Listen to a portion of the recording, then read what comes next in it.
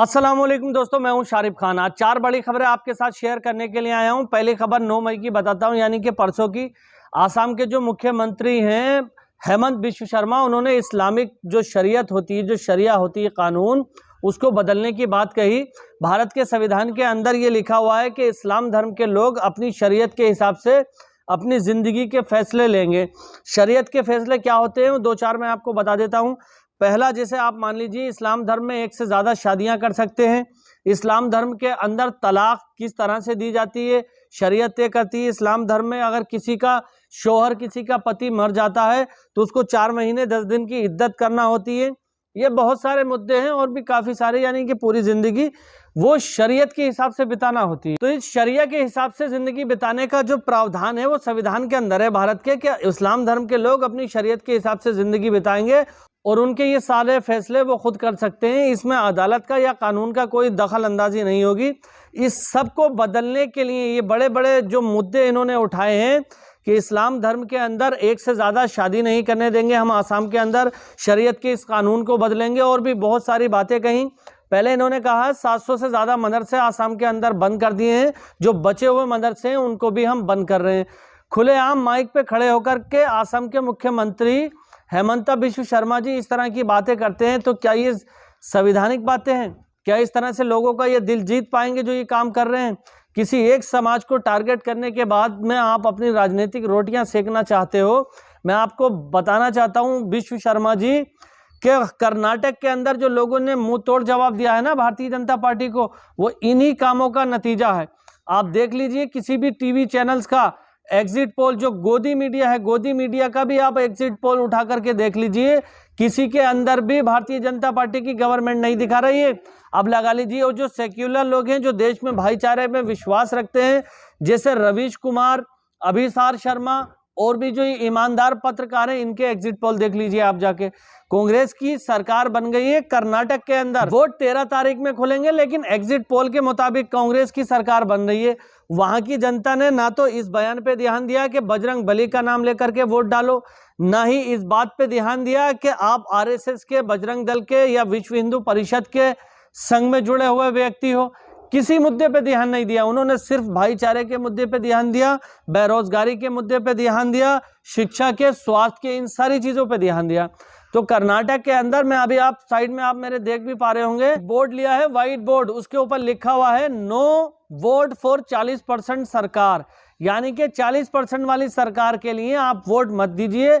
और ये काम किसने किया है? वहां के जो लोकल लोग हैं, इस चीज का प्रमोशन उन लोगों ने किया। आप मेरे साइड में देख पा रहे होंगे कि एक बोर्ड बनाता है बंदा और उसकी जिम्मेदारी होती है कि उसको दिखा करके पास करे अपने साइड वाले को।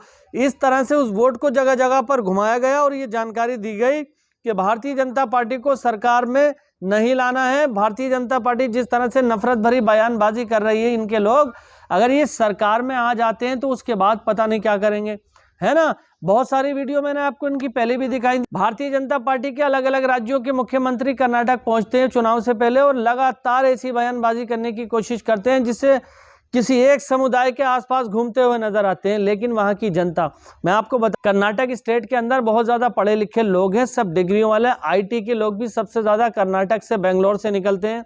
आपने सुना होगा कि आईटी सिटी है बेंगलोर।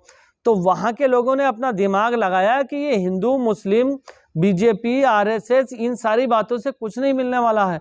अगर स्टेट को आगे लेकर के जाना है तो अब सिर्फ और सिर्फ विकास के मुद्दों को देखना होगा। मैं आपको एक दूसरी खबर की तरफ लेकर के चलता हूं। ये खबर भी होश उड़ाने वाली है। डीआरडी के एक वैज्ञानिक है प्रदीप, जो पाकिस्तान के लिए जासूसी करते हुए पकड़े गए हैं। डीआरडी के ये वैज्ञानिक आरएसएस के लिए प्रचारक का काम भी करा करते थे, आरएसएस की सभाओं में संबोधित किया करते थे।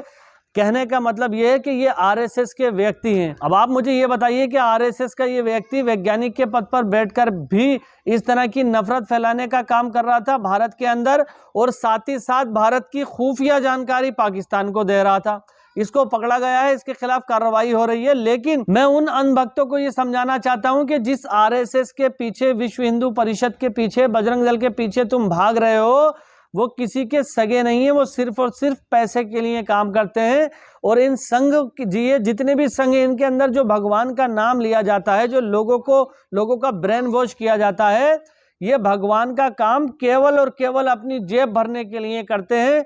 बजरंग बली का या अली का या किसी का भी इनसे कोई लेना देना नहीं है। लेकिन जब तक ये बात अंधभक्तों की समझ में आएगी तब तक इनका बेड़ा गर्क हो चुका होगा, ये बहुत पीछे पहुंच चुके होंगे। साथ ही साथ एक और बड़ी खबर मैं आपको सुनाना चाहता हूं कि ईरान के अंदर 2 लोगों ने जनाब मोहम्मद रसूलुल्लाह का अपमान किया था, उनके लिए ऐसी अभद्र भाषा की टिप्पणी की थी जो बिल्कुल सरासर गलत थी, और कुरान के बारे में भी इसी तरह की कुछ बातें कही थी। उन दोनों लोगों के ऊपर केस दर्ज हुआ था, मामला अदालत में गया और अदालत ने उन दोनों लोगों को फांसी की सजा सुनाई है और परसों ही उनको फांसी दे दी गई है। ये होता है अदालत का नियम। अगर आप किसी के धर्म गुरु के ऊपर टिप्पणी करते हो, किसी के धर्म ग्रंथ के ऊपर टिप्पणी करते हो, तो बहुत सारे लोगों की भावनाएं आहत हो सकती हैं, समाज का माहौल खराब हो सकता है। इन सारी चीजों को देखते हुए अदालत को कड़ा एक्शन लेना चाहिए। और कोर्ट हमारे देश का भी बहुत मजबूत है।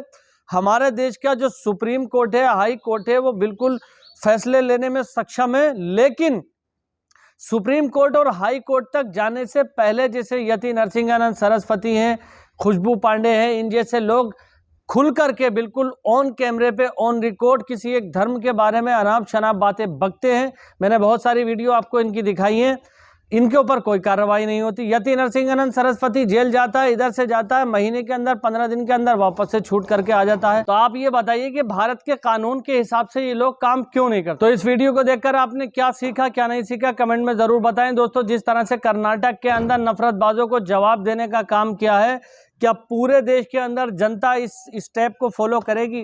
क्या पूरे देश की जनता इन लोगों को जवाब देने का काम करेगी कि आप हिंदू मुस्लिम की राजनीति मत करो? अगर आप हिंदू मुस्लिम की भाईचारे को तोड़ने की बात करेंगे, हिंदू मुस्लिम की राजनीति करेंगे, तो जिस तरह से कर्नाटक के अंदर आपको विफलता मिली है, जिस तरह से कर्नाटक के अंदर आप फेल हुए हो, उसी तरह से पूरे देश के अंदर आपको फेल कर दिया जाएगा और भारत की राजनीति से नामो निशान मिटाने का काम किया जाएगा ऐसे लोगों का जो सरासर हिंदू मुसलमान पर राजनीति करने की कोशिश करेंगे।